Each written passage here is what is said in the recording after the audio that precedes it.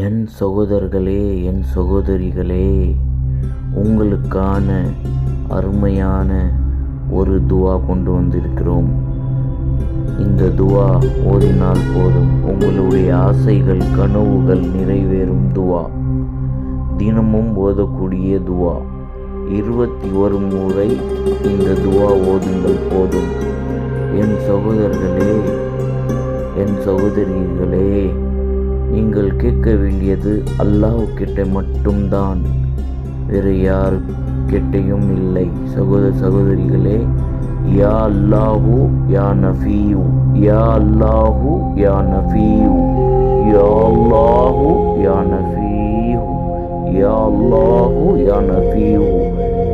இந்த துவாவை 21 முறை ஓதுங்கள். இன்ஷா அல்லாஹ் உங்கள் ஆசைகள் எல்லாம் நிறைவேற்பான் இறைவன்.